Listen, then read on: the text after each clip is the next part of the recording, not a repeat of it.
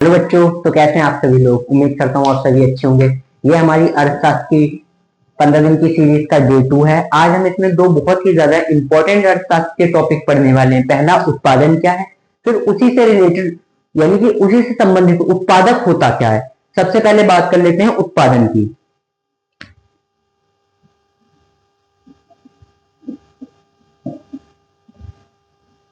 उत्पादन देखो, उत्पादन तीन तरीके का होता है। पहला प्राथमिक उत्पादन, दूसरा मध्यवर्ती उत्पादन, तीसरा पूर्ण उत्पादन। प्राथमिक उत्पादन या मध्यवर्ती उत्पादन या पूर्ण उत्पादन, ये सब तो बाद की बात आती है। सबसे पहले आता है उत्पादन।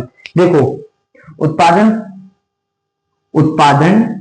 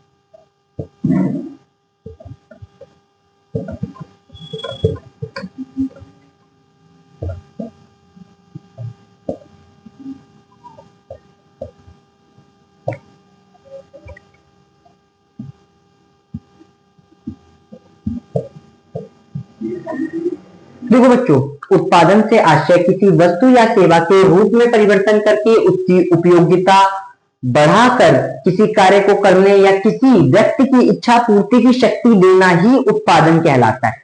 अब देखो, कोई भी चीज है, जैसे ये मार्कर है, ये मेरी किसी ना किसी इच्छा की पूर्ति कर रहा है, चाहे वो लिखने की है चाहे कुछ करने की है, तो इसका भी उत्पादन हुआ होगा बेटा। ठीक है, इसका भी उत्पादन तीन ही तरीकों से हुआ होगा, प्राथमिक, मध्यवर्ती और पूर्ण उत्पादन। प्राथमिक उत्पादन वो जिसमें इसकी सबसे पहली मैन्युफैक्चरिंग हुई, चाहे वो इसका ऊपर का खोल समझ लो चाहे इसके अंदर की इंक समझ लो। अब समझो, अब जब ये मार्कर का ऊपर का पूरा स्ट्रक्चर तैयार हो गया, तब इसकी इंक जो बनी वो हुआ मध्यवर्ती उत्पादन। ऐसा उत्पादन जो कि प्राथमिक प्रयोग के लिए ना बन करके किसी अन्य वस्तु में ही उपयोगिता देने के लिए बनाया जाए, मध्यवर्ती उत्पादन। पूर्ण उत्पादन जब ये तीनों चीजें, इंक, निप, ये निप और ये कैप वगैरह मिलकर जब ये पूरी तरीके से बन गया, तो वही हो गया पूर्ण उत्पादन। तो अब आपको उत्पादन समझ में आ गया होगा।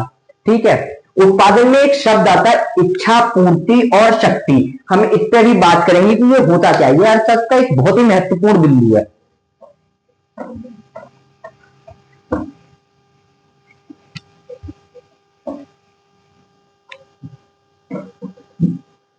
फिर आता है बेटा उत्पादक।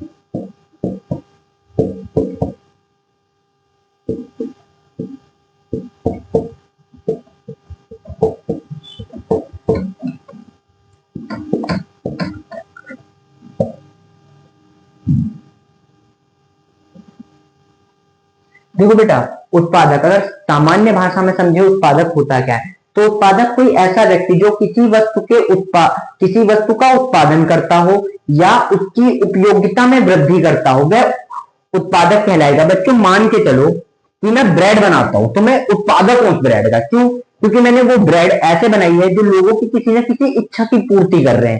ठीक है बेटा। अब बार बार बेटा इकोनॉमिक्स में शब्द आता है इच्छा की पूर्ति, ठीक है, संतुष्टि, ठीक है, ऐसे शब्द। तो बात कर लेते हैं इच्छा की पूर्ति या संतुष्टि या तुष्टि गुण किसे कहते हैं। ठीक है बेटा, तो समझो सबसे पहले संतुष्टि,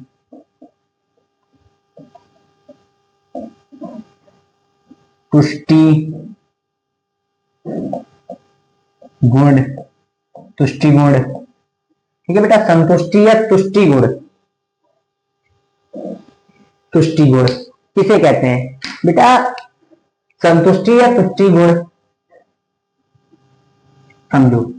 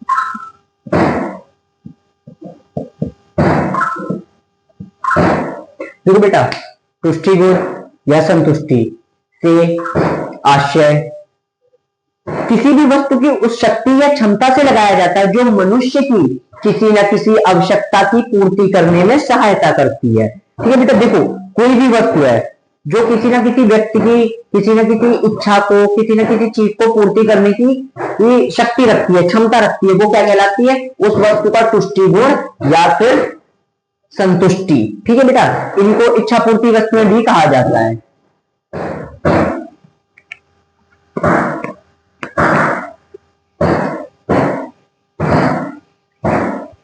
इसका एग्जाम्पल लेते हैं, इसी में कई तरीके की उपयोगिता आती है, वो हम आगे अगले सेशन में डिस्कस करेंगे। ठीक है बेटा, जैसे एक व्यक्ति है जो बहुत ही ज्यादा भूखा है, ठीक है, सबसे पहले वो घर गया, उसने एक रोटी खाई, तो जो सेटिस्फैक्शन उसे सबसे पहली रोटी से मिलता है वो सबसे हाईएस्ट रहता है। ठीक है, उसका पॉइंट इस तरीके से अप जाता है। फिर जो उसने दूसरी रोटी खाई, हाँ उससे थोड़ा सा उसे कम मिला कि हाँ पहली रोटी खा ली, जितनी भूख लगी थी ये थोड़ा सा उससे कम हो गया।